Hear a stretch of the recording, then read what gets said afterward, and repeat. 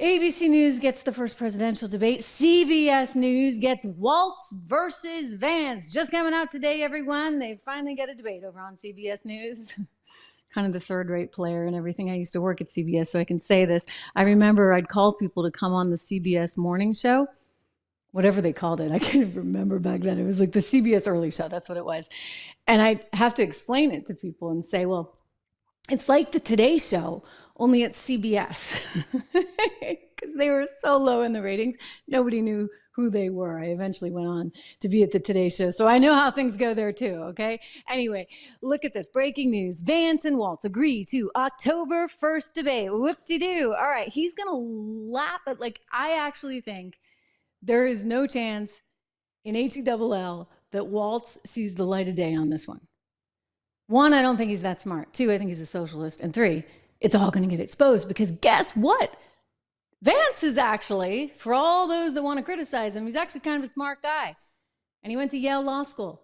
He's part of the JAG program. He actually went overseas, unlike Mr. Walz, who avoided having to go to Afghanistan. So JD has real economic chops, real speaking chops, communication chops.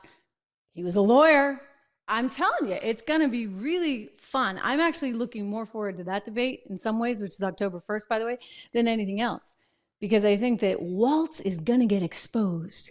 There's an article in the Wall Street Journal this week about Governor Walz from Minnesota pointing out that the guy has literally like zero net worth. Like he doesn't now.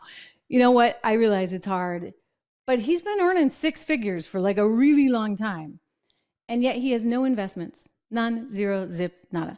Like he doesn't own one stock, which tells me a couple different things. Okay, so either Governor Walz is just dumb and can't figure out a way to actually invest. I mean, like I shouldn't be so harsh just to say dumb. You know what? That's mean to me. But you should invest, okay? And you're going to hear me preach about that because I am just a big believer in the importance of investing and compound interest, et cetera. So he has not one stock. He doesn't own his home. I guess he doesn't want to own anything, which tells me the guy might actually really be a socialist, right? Like, I mean, all things being equal, you look at his record, the importance of some things versus other things. You look at how he clamped down there in Minneapolis, right? When 2020 came along, and it points to him being kind of a dictator-like socialist, which we don't want here in America. You know what? They have that in Venezuela, and it hasn't worked out so well.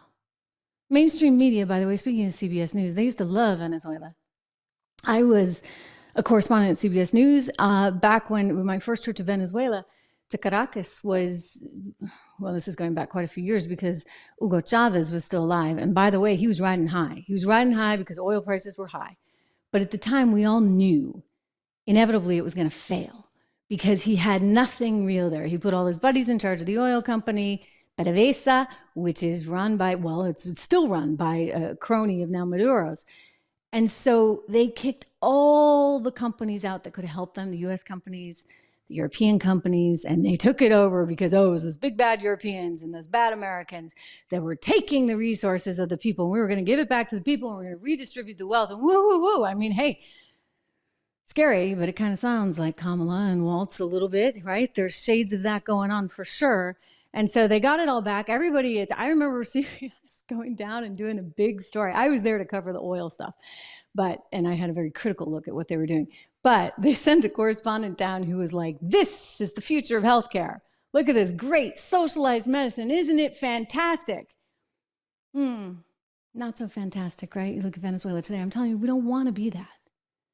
So CBS News gets the interview. We'll see how that one goes.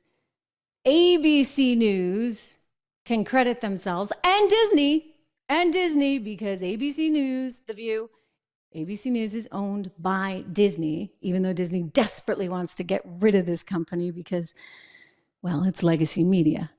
And the game's on here, right? It's here. And that's why I need you to make sure you subscribe, like, share, all that stuff. I mean, this stuff is changing. Occasionally we have some technology issues, but we're willing to overlook that because you know what? It's good to be free. It's good to be free and to be on one's own and to be independent. And I think that the value in that is enormous.